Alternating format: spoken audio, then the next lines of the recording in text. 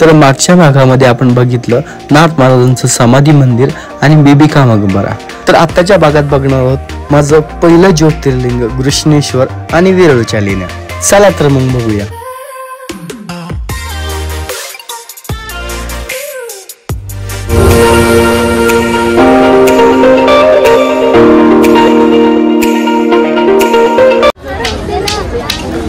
आता आपण आहोत वेरूळच्या लेणीमध्ये।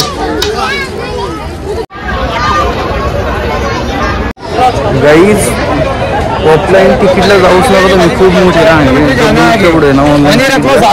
काय नाही होते, थोडं नेटवर्कचा इश्यू आहे या ठिकाणी, पण त्याचा खूप फायदा होईल तुम्हाला। ऑनलाईन खूप वेळ वाचला माझा, खूप जास्त वेळ वाचला, 5 रुपये उडून वाचले ॲक्च्युली। तर वेरूळ लेणी ही 5व्या ते 10व्या शतकामध्ये कोरलेले आहेत। जवळजवळ 34 लेण्या या ठिकाणी आढळतात।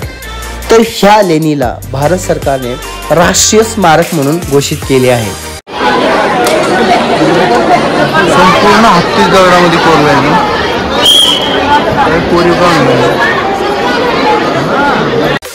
येथील वैशिष्ट्य म्हणजे इथलं संपूर्ण काम हे कोरीव एकाच दगडामध्ये आहे बरं का।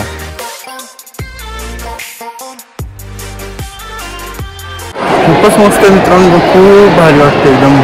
एवढं मोठं कोरीव काम आहे नाही तर बघण्यासारखं, खरंच बघण्यासारखं। तर या ठिकाणी मी जमेल तेवढे चांगल्यातले चांगले शॉट या व्हिडिओमध्ये मी टाकलेले आहेत।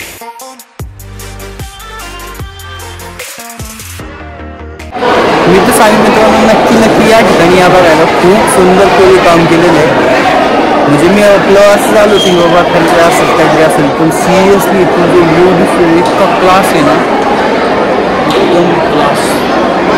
ही वेरूळची लेणी खूप सुंदर आहे।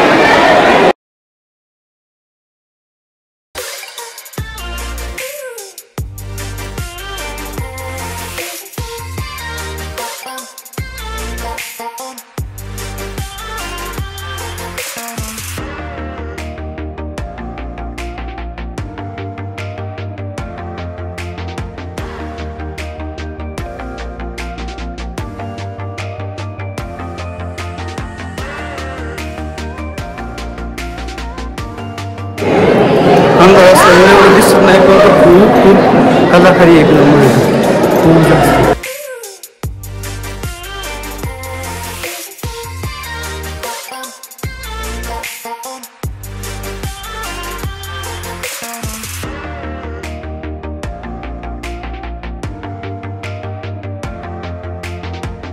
तर मी आतापर्यंत अष्टविनायक केलेले, तर आता परत एकदा नवीन सुरुवात करून मी परत 12 ज्योतिर्लिंग कंप्लीट करणार आहे। तर पहिले ज्योतिर्लिंगाची सुरुवात ही केली आहे मी घृष्णेश्वर पासून।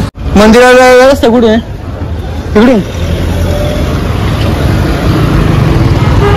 काय म्हणा, सायंकाळच्या वेळेस फिरायला खूप मजा येते, त्यामुळे ब्लॉगिंग करायला खूप मजा येते ॲक्च्युली। आपले महादेव त्या ठिकाणी बसलेले आहेत बरं का, तर त्या ठिकाणी आपल्याला जायचं।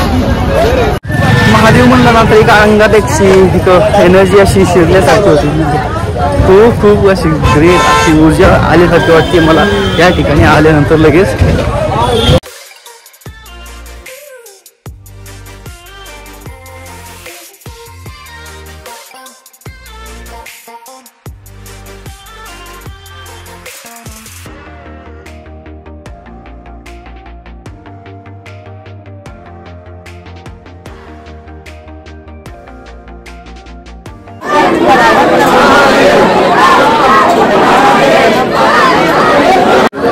तुम्हाला असे वस्त्र घेऊन आतमध्ये जावं लागतं, तुम्हाला वर्षी कपडे काढावे लागतात अशी त्यांनी म्हणजे सूचना दिलेली आहे। त्याबद्दल तुम्हाला अभिषेक वगैरे करायचं तुम्हाला कपडे घालता येणार नाही।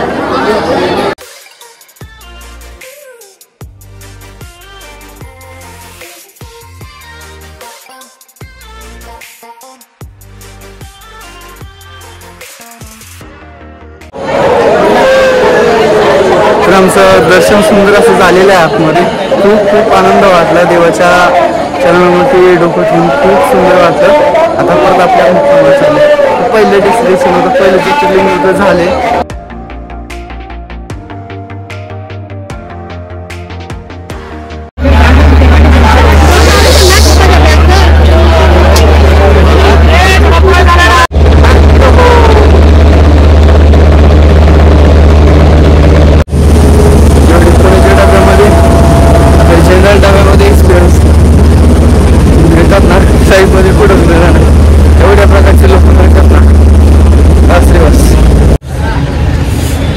तर फायनली आपली जर्नी या ठिकाणी संपलेली आहे. आपला प्रवास जो होता 1-2 दिवसाचा तो या ठिकाणी संपलेला आहे.